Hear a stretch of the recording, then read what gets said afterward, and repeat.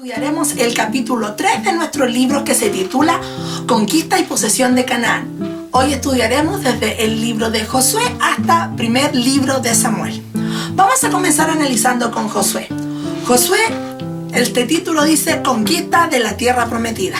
Autor y fecha. La tradición judía dice que Josué es el autor del libro que lleva su nombre. Hay dos versículos en el libro que mencionan escritos que tienen conexión con él. Josué capítulo 18, versículo 9 y Josué capítulo 24, versículo 26. Algunos versículos de Josué muestran que el autor vivió durante el tiempo que Israel conquistó Canaán. Por ejemplo, en Josué 6:25, este versículo muestra que el autor vivió en el mismo tiempo que Rahab. ¿Quién escribió acerca de la muerte de Josué? Josué 24 del 29 al 30. Bueno, puede ser alguno de los ancianos que vivió mucho más tiempo que Josué narró esta parte. Josué murió cerca del 1375 a.C. Tenía 110 años de edad. Así que podemos fijar la fecha de la escritura del libro entre el año 1370 al 1375 a.C. Título, tema y propósito. Josué es el personaje principal de su libro. Después de que Moisés murió, Josué dirigió al pueblo de Israel a cruzar el río Jordán. Entonces ellos iniciaron una conquista por Canaán y se radicaron allí. El libro de Josué abarca entre 25 y 30 años de historia de Israel. En las escrituras hebreas, Josué es la primera parte de una sección llamada Los Profetas. Esta sección incluye a los profetas anteriores y los profetas posteriores. Los profetas anteriores serían Josué, Jueces, primer y segundo libro de Samuel como uno solo y primer libro y segundo libro de Reyes como un solo libro. ¿Por qué se le conocían estos libros históricos como profetas en las escrituras hebreas? Porque registran el cumplimiento de lo que Dios profetizó que haría mediante Abraham. En Génesis, Dios hizo un pacto con Abraham y le prometió que haría de él una gran nación y que le daría la tierra de Canaán. Y el propósito principal de Josué es mostrar que Dios cumple su promesa. También Josué muestra que Dios juzga el pecado de todas las naciones como la de Canaán y no solamente de Israel. El juicio de los cananeos llegó después de muchos años de misericordia. Remontémonos un poco a la historia de Noé, cuando luego de salir del arca estableció su pueblo con su familia, estableció una civilización con su familia y plantó unas viñas y se pasó un poco con el vino y se emborrachó.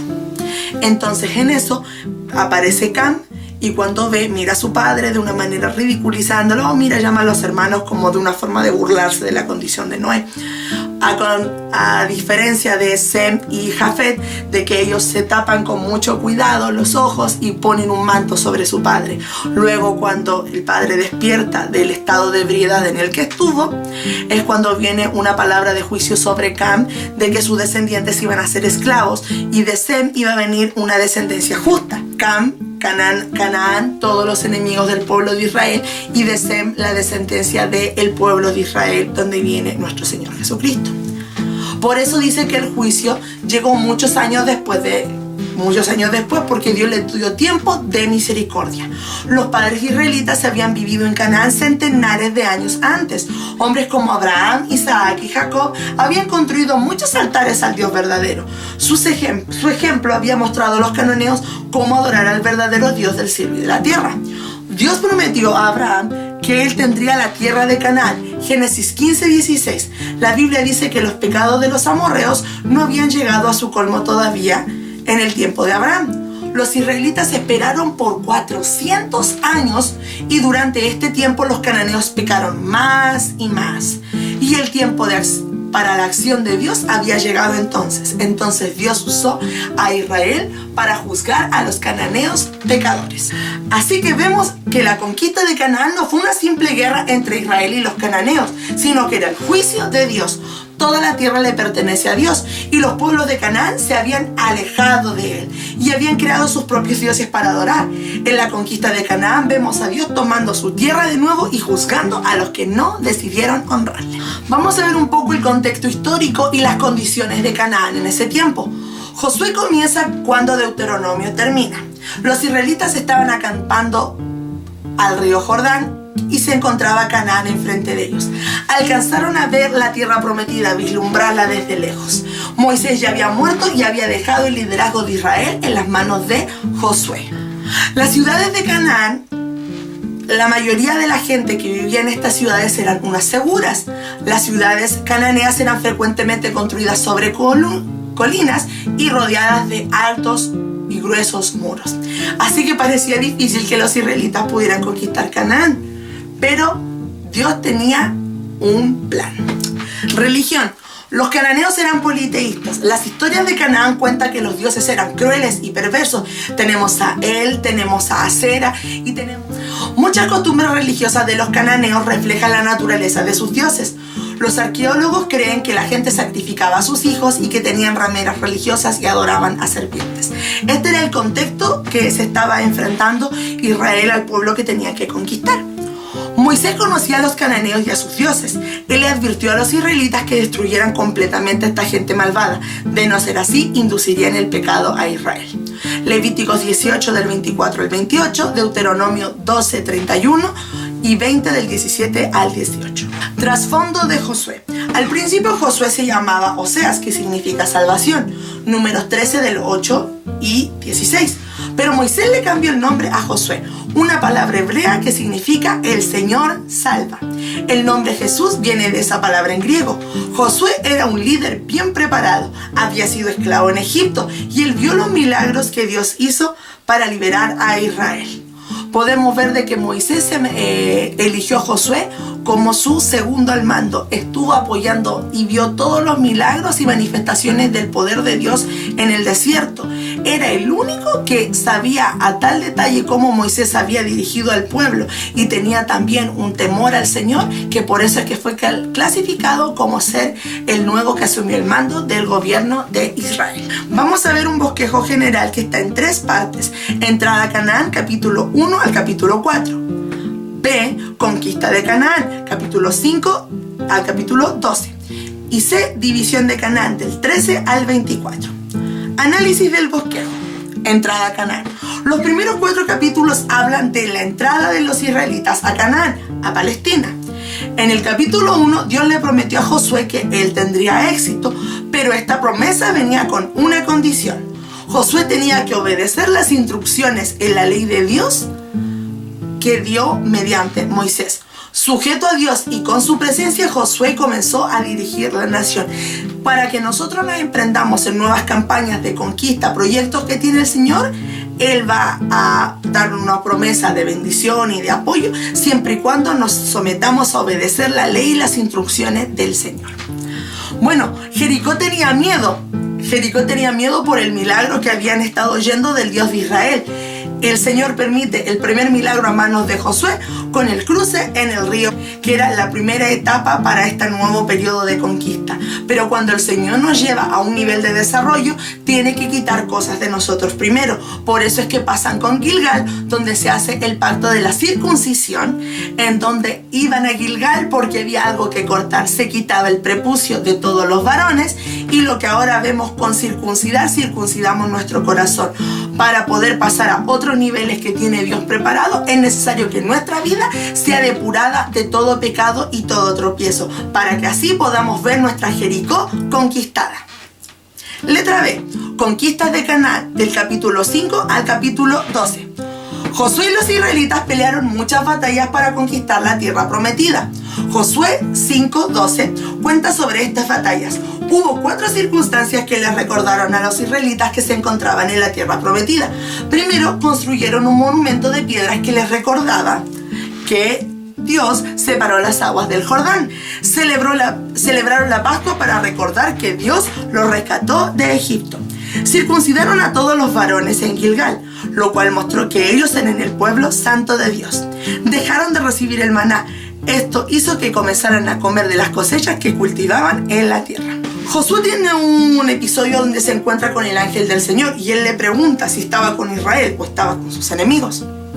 No responde el ángel. Mas como príncipe del ejército de Jehová he venido ahora. Josué 5:14. El ángel le recordó a Josué que las batallas eran de Dios y no eran de él. Esto se aplica a nosotros hoy. No debiéramos pedirle a Dios que pelee en nuestras batallas, sino más bien nosotros deberíamos obedecerle a Dios y ayudarle a pelear en sus batallas. Como observamos antes, la batalla de Jericó fue entre Dios y sus enemigos. Aquí tenemos un pequeño detalle. Bueno, las batallas que tuvieron en el sector del centro fueron entre el capítulo 6 al capítulo 8 de Josué, batallas en el sur, capítulo 9, y batallas en el norte, los cananeos y los aliados, Josué capítulo 11, versículo 12. Y C, la división de Canaán, capítulo 13, versículo 24. Josué 13, 19. Describe la división de la tierra. Cada tribu, excepto Leví, recibió su propia área. Los levitas vivían en 48 ciudades a través de toda la nación. Esparcidos como la sal, podían ministrar a toda la gente. La ciudad de Silo llegó a ser el centro religioso para Israel. Ahí establecieron el tabernáculo. La gente eligió también 6 ciudades de refugio.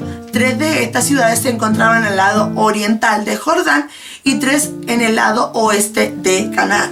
Antes de la muerte de Josué, él convocó a todo Israel y les recordó que Dios había sacado a Abraham de la idolatría. Los exhortó a temer y a obedecer a Dios. Josué 22 al capítulo 24. Yo y mi casa serviremos al Señor. Ahora vamos a continuar con el estudio de Jueces, que Jueces se titula, dice, posesión de Canaán. Autor y fecha. El Talmud judío nombra a Samuel como el autor de Jueces. Notemos también que Samuel continuó ministrando como juez y sacerdote a lo largo de todo el reinado de Saúl. Así que podemos calcular que Samuel escribió entre el 1050 al 1000 a.C. Vamos a ver ahora un bosquejo en 3 partes de Jueces. Letra A, condiciones en el tiempo de los jueces, capítulo 1:1 al 3:6.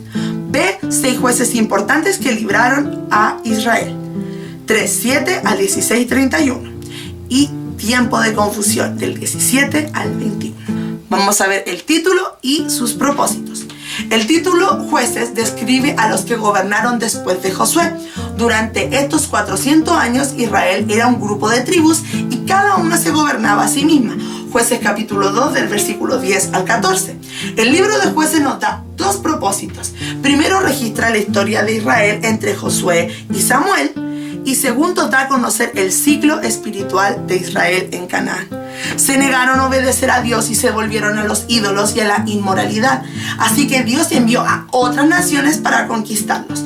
Después de algunos años de esclavitud, Israel clamó a Dios y Él envió un libertador. En libertad nuevamente adoraron a Dios, pero pronto el ciclo de pecado comenzó otra vez, como aparece la imagen aquí a continuación. Analizando el bosquejo. Primero, condiciones en el tiempo de los jueces, áreas no conquistadas. Dios mandó a Israel que sacaran a todos los enemigos de la tierra, pero ellos no obedecieron completamente. Habían algunos cananeos morando allí alrededor de la conquista de Israel.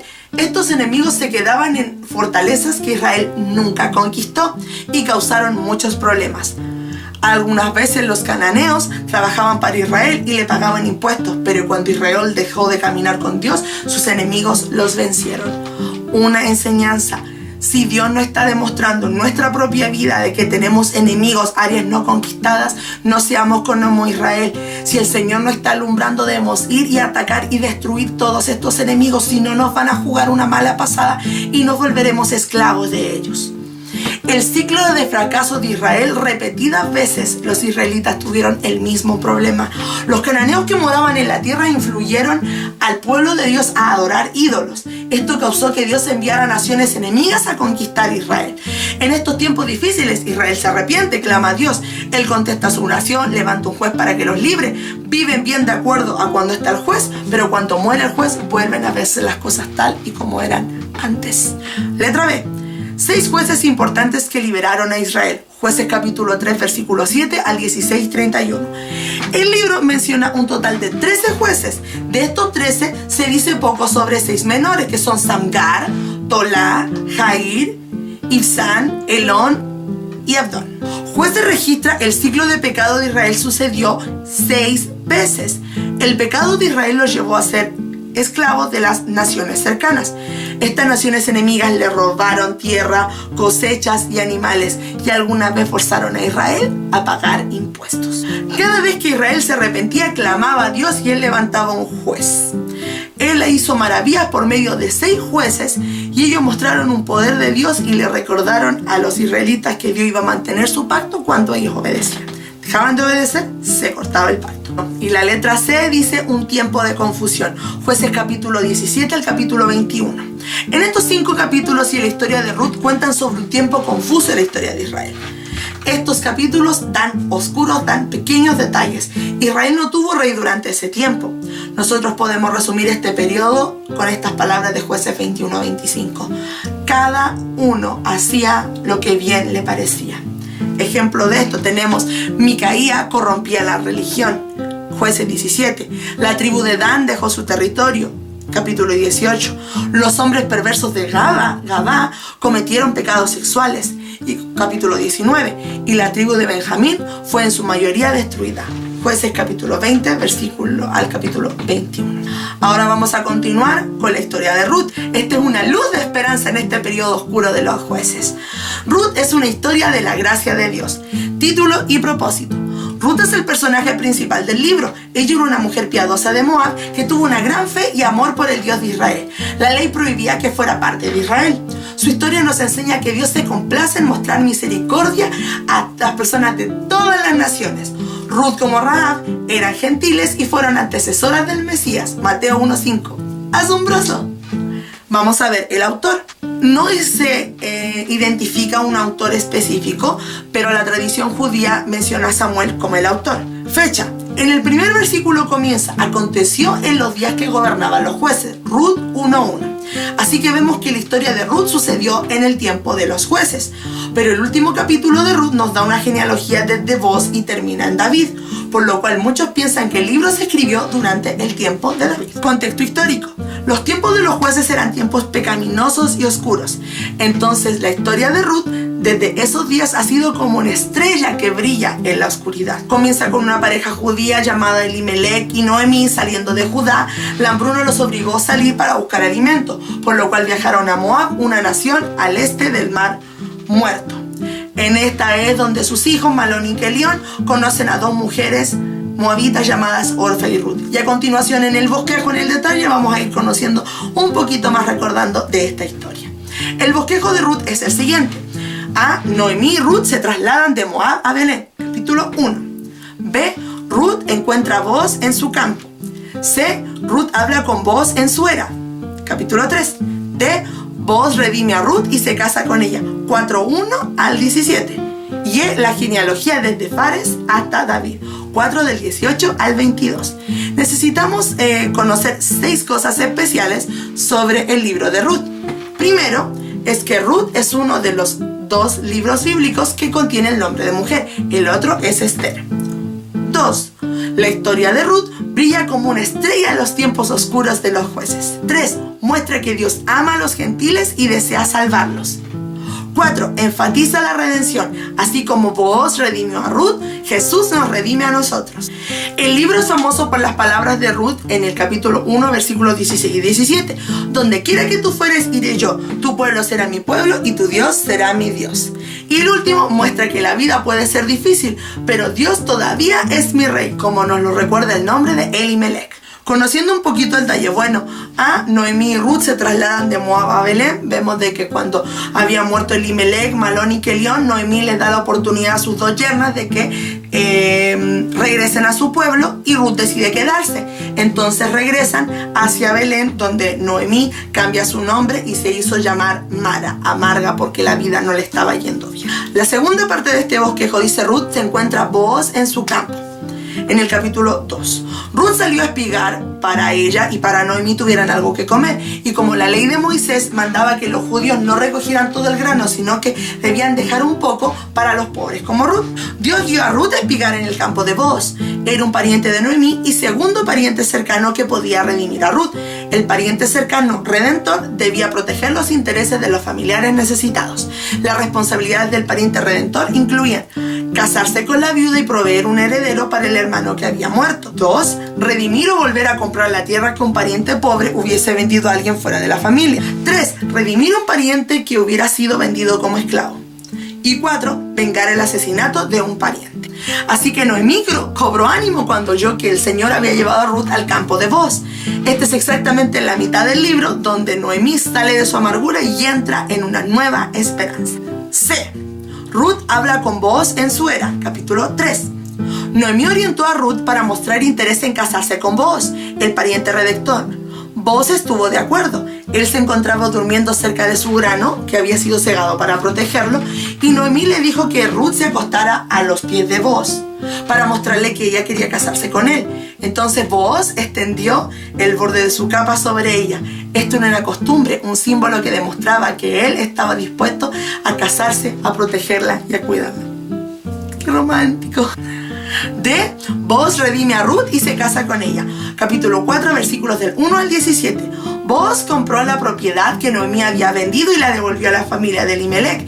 También él y Ruth se casaron. Al redimir la tierra y casarse con la viuda, cumplió la ley de Moisés, Deuteronomio 25, 5 al 6. Y la genealogía de Fares a David. Capítulo 4, versículos 18 al 22. Booz y Ruth tuvieron un hijo llamado Obed, quien fue el padre de Isaí, y Isaí lo fue del rey David. Por medio de David, Dios cumplió todas las promesas a Abraham, pues mediante los descendientes de David vino Jesús. Así que Ruth de Moab pasó a formar parte de ser pariente de Jesús, el Mesías. Ahora vamos a pasar al último libro que nos toca estudiar en esta clase. Primera de Samuel. Cambio de los jueces a un rey. Dios obró mediante Josué, los jueces, Samuel y David para cumplir sus promesas a Abraham. También como Moisés profetizó, Dios juzgó a los israelitas por abandonarle. El título, el autor y la fecha. Primero y segundo de Samuel están juntos como un solo libro en las escrituras hebreas. Llevan su nombre por el profeta Samuel. Primero de Samuel cubre aproximadamente 100 años desde el nacimiento de Samuel hasta la muerte de Saúl, del 1105 al 1010 a.C. Así que Samuel es el vínculo de historia entre los jueces y los reyes de Israel. Primero de Samuel cubre 3 cambios importantes en los líderes: de Elí a Samuel, de Samuel a Saúl, de Saúl a David. En contraste, segunda de Samuel cubre solamente el reinado de David. ¿Quién escribió primera y segunda de Samuel? Probablemente Samuel escribió Jueces, Ruth y parte de Primera de Samuel, pero la otra parte de Primera de Samuel y todo el libro de Segunda de Samuel fueron escritos después de su muerte. No sabemos quién recibió la inspiración de Dios para completar los libros. No obstante, el autor usó varias fuentes, incluyendo registros de Samuel. Segunda de Samuel capítulo 1, 18, Primera de Crónicas 27 del 24 al 25, entre otros textos. Primero y segundo de Samuel probablemente se escribieron poco después de la muerte de David, en el 930 a.C. Decimos esto porque el autor de Primera de Samuel parece referirse al reino dividido, y Segunda de Samuel termina con la muerte de David. Propósitos. El primer libro de Samuel registra el punto en que Israel cambió los jueces por un rey. El libro contrasta el deseo de Israel con el deseo de Dios. Israel quería un rey, así como las otras naciones lo tenían. Primera de Samuel 8:5. Pero Dios quería ser rey de Israel. También Primera de Samuel muestra que la desobediencia de Saúl causó que Dios lo rechazara. Contexto histórico. Los filisteos tenían un fuerte poder cultural y militar. Vivían a lo largo de la costa del mar Mediterráneo en la parte sudoeste de Canaán. Ellos comenzaron a pisotear a Israel en los días de Sansón, y como no había unidad suficiente en Israel, no podían derrotarlos. Dios dio a Sansón un gran poder para vencer a los filisteos, pero él fracasó al no usar este poder de la mejor manera. Israel tampoco podía vencer a los filisteos por otra razón. No tenían herreros y los necesitaban para hacer espadas, lanzas y aún herramientas de granja. Los filisteos, sin embargo, sabían cómo usar el hierro. La lucha con los filisteos duró por más de 400 años. Estos gobernaban por lo menos 5 ciudades poderosas. La Biblia identifica estas ciudades como Axalón, Ecrón, Asdod, Gaza y Gat. Josué 13:3. Elí, Samuel y luego Saúl dirigieron a Israel contra este enemigo y lograron. Ellos lograron detener su avance. A veces parecían que los filisteos derrotaban a Israel, pero Dios siempre les ayudó. Finalmente, aproximadamente 1000 años antes de Cristo, David deshizo el poder de los filisteos. Ahora viene el bosquejo de Primera de Samuel. A. Elí como sacerdote y juez, capítulo 1 al 4. B. Samuel, profeta, sacerdote y juez, capítulo 5 al 8. C. Saúl, primer rey de Israel, del 9 al 15. D. David llega a tener fama nacional, capítulo 16 al capítulo 31. A. Elí como sacerdote y juez, capítulo 1 al 4. Nacimiento de Samuel, Primera de Samuel capítulo 1, vers 1 al 2, 11. Al comenzar Primera de Samuel vemos que Elí era el sumo sacerdote. Silo era todavía el centro de adoración y el tabernáculo estaba ubicado allí. Los dos hijos de Elí, Ofni y Fines, trabajaban con su padre como sacerdotes. Y bueno, y aquí vemos la aparición del nacimiento sobrenatural de Samuel, de siendo una mujer, Ana, su madre, una mujer estéril, oró a Dios y decidió que si tenía un bebé lo iba a consagrar para el Señor. Al tiempo después tenemos el nacimiento de nuestro juez más importante, que es Samuel. ¿Qué es lo que sucede por contraste? Los pecados de Elí y de sus hijos eran tremendos. Primera de Samuel capítulo 2 versículos 12 al 26.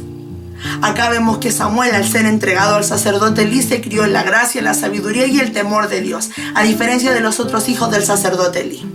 Israel estaba débil espiritualmente cuando Elí era juez y sumo sacerdote. ¿Por qué él fracasó como líder? Porque fracasó como padre. Va a haber fracaso como líder si se fracasa como padre al enseñar a la primera iglesia, que es la casa. No enseñó a sus hijos a honrar a Dios. Pese a ese ejemplo negativo, Samuel se alejó de los caminos de maldad. Samuel a su tierna edad estaba viviendo consciente del llamado de Dios para su vida. Esto alienta a los padres que los niños pueden conocer a Dios desde sus primeros años de vida. Dos advertencias a Elí. Primera de Samuel capítulo 2 versículo 27 al 3:21. Dios se enojó porque Elí no disciplinaba a sus hijos. Dios advirtió a Elí 2 veces. Un profeta le dijo que él honraba a sus hijos más que a Dios. Primera de Samuel 2:30. Dios le advirtió a Elí por segunda vez cuando llamó a Samuel. Primera de Samuel capítulo 3. El juicio de Elí, capítulo 4, versículo 1 al 22. La nación entera sintió el juicio de Dios. Israel estaba peleando una batalla contra los filisteos y el ejército filisteo era más fuerte e Israel tenía miedo. La gente presionó a los hijos de Elí para llevar el arca al lugar de batalla. Los israelitas pensaban que esto forzaba a Dios a darles la victoria sobre sus enemigos. En vez de esto, los filisteos aplastaron a Israel en la batalla, se robaron el arca y mataron a los hijos de Elí. Esto estuvo tan horrorizado por las terribles noticias Elí, de que él se cayó atrás y se murió, se partió, quedó desnucado. La noticia también conmocionó a la nuera de Elí, quien estaba encinta. Cuando oyó el informe terrible sobre su esposo, dio a luz a su hijo, que llamó Icabod, una palabra que significa sin gloria. Era claro para ella que la gloria se había apartado de Israel. Primera de Samuel capítulo 4 versículo 22. Ahora pasamos a otra parte, parte B. Samuel como profeta, sacerdote y juez, de los capítulos 5 al 12.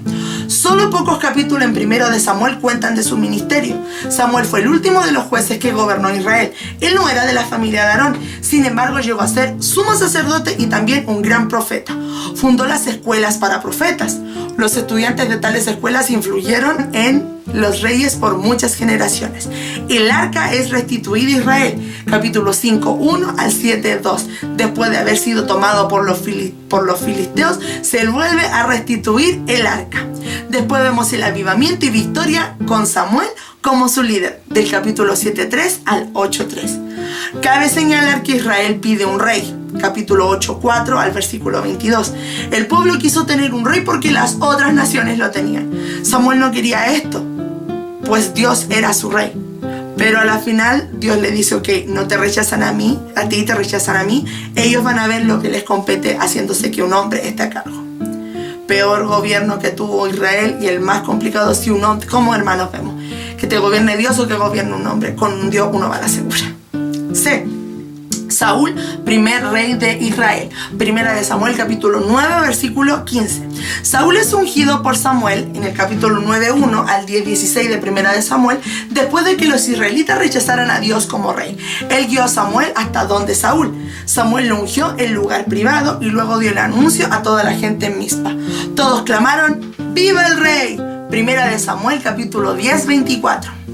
El rey de Israel no iba a ser como los otros reyes, sino que sería el líder sobre el pueblo de Dios. Capítulo 9, verso 16 y 10:1. Saúl es enaltecido después de una victoria. Primera de Samuel, capítulo 10, versículos 17 al 11:11. Saúl se niega a esperar a Samuel.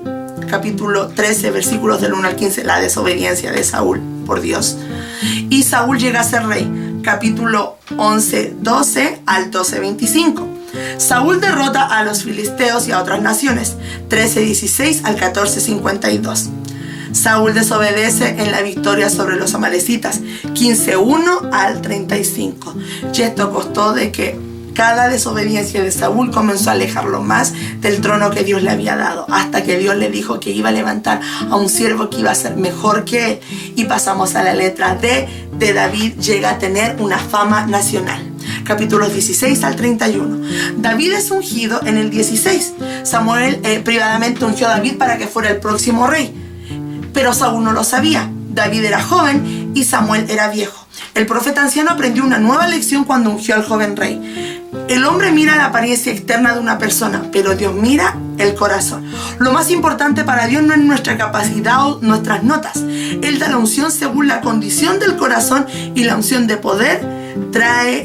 Dios trae poder por el Espíritu Santo. En el capítulo 17, David mata a Goliat. Capítulo 18 al 20, Saúl trata de matar a David, pero Jonatán se hizo su amigo. Capítulos 21 al 26, David huye y Saúl lo busca. Por 14 años, desde que fue ungido David, tuvo que estar huyendo. Los filisteos dan refugio a David. Capítulo 27, Saúl consulta a la divina de Endor. Capítulo 28, David recupera a su familia y su riqueza. Capítulo 29 al 30, y la muerte de Saúl en el capítulo 31. Bueno, mis hermanos, hemos concluido el estudio ahora desde Josué hasta el primer libro de Samuel. Si tienes alguna duda o consulta, no dudes de dejármela de manera personal en los comentarios o por el grupo de WhatsApp. Así que nos estamos viendo para la próxima semana, estudiar los libros restantes. Así que el Señor te bendiga y nos vemos pronto. Hasta luego.